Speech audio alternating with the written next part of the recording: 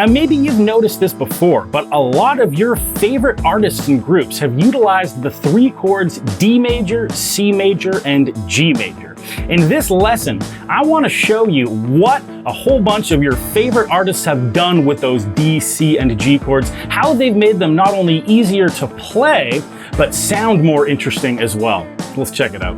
Now I'm going to assume that you already know how to play the chords D, C, and G, but if you don't, feel free to give this video a pause and work it out. But here's the first one. Here's the D chord right here, and then we're going to be looking at the C chord after that. Here's our C chord right here, and then we're going to look at a G chord a couple different ways. There's this G chord here, and then there's this G chord here. So like I said, feel free to pause the video, rewatch that as many times as you need. If you already knew those three chords, then feel free to just start ripping through these and practicing them. But these are the three chords right here. Like I said, we're going to see two different G chords. One of the things we're going to do today is talk about which one we use in which situation. Now, the very first trick we're going to do actually involves the G chord. And this is going to be one that you'll see in a song like Gloria by Them. Here's what it looks like.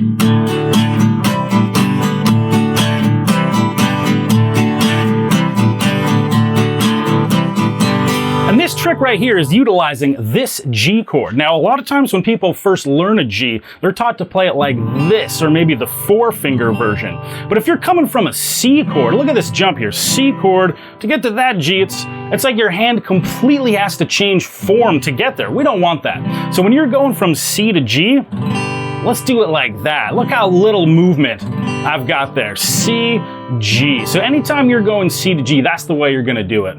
Another classic example that uses this form of the G is going to be Ring of Fire by Johnny Cash. Looks something like this.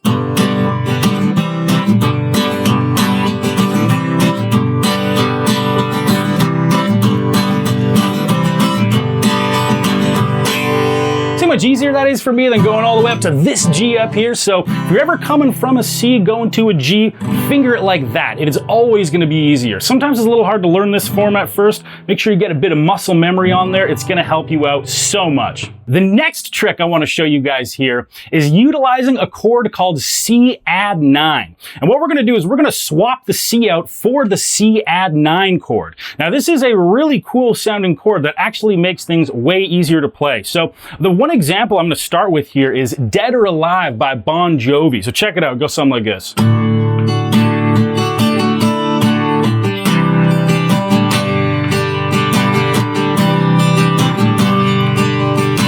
So that one right there is my C add 9. And in this song, we're definitely going to be utilizing the 4-finger G here as well. Anytime you're going to a 4-finger G, that C add 9 is going to be your best friend. Check that out. C add 9, G. Such a smooth, easy transition. All we had to do was just move 2 fingers up. So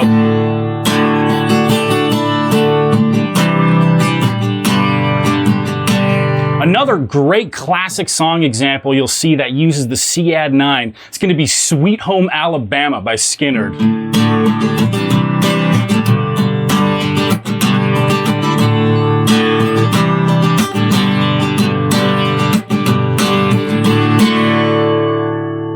Now, one of the coolest things about doing the C add 9 chord is that for a lot of times, your third finger, when you do this, won't have to move. So if you're playing D, C add 9, and G, watch my third finger. It ain't moving. It's staying right there on the 3rd fret of the B string the entire time. Now that does something cool tonally. Having one note stay the same while you're playing different chords, that's a cool thing to do, but it also makes it way easier to play, right? D, you only got to move 2 fingers up here, right? And that finger anchors the entire time. So part of your brain power, just holding on to that 3rd finger and anchoring it. And another thing that you can bring in here as well is actually something called the D sus trick. And what that involves is actually adding on your pinky a little bit early. It's one of these things that also makes it easier to play, but it sounds really cool as well. So if you're going from a D to a C add 9, one classic thing you do is you add your pinky early. Right? So I kind of went down, down, down, up. All right, on the upstroke, I added my pinky. You can even add a little earlier if you want. One more time.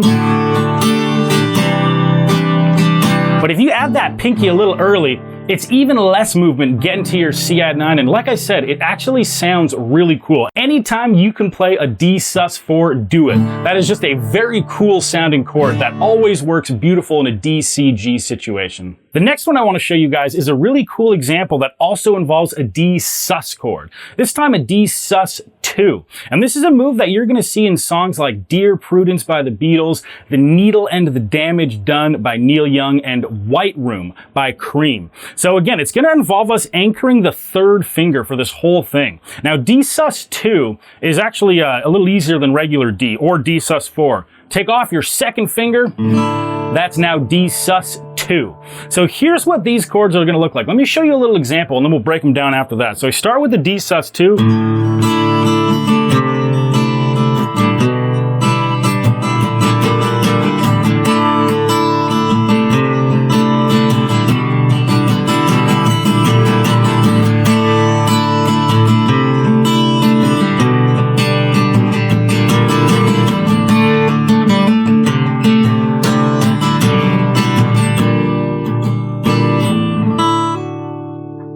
I personally love the sound of those chords all strung together. So again, we had the D sus2 to start this thing. So grab D, take your second finger off. Now the next chord we go to is a C6-9, and this is a very cool chord. So you're actually already 2/3 of the way there. All you got to do is add your second finger, your middle finger, to the 3rd fret of the A string. And you're gonna strum right down there. So this is gonna be a C6-9. Very cool chord. Related to the C, it's under the C chord umbrella. You can use this instead of a C chord. So we've got C6-9. Next chord is going to be a G over B. Again, leave that 3rd finger where it is. First 2 fingers come off.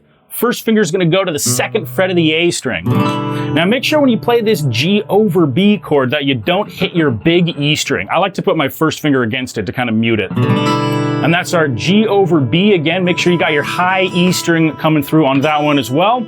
And the final chord is going to be a B flat 6 on here. So very interesting chord. Now I've got my first finger 1 more fret down. I'm at the 1st fret of the A string, and my 3rd finger is still where it was on the 3rd fret of the B string. So I've got D, C6-9, G over B, B flat 6.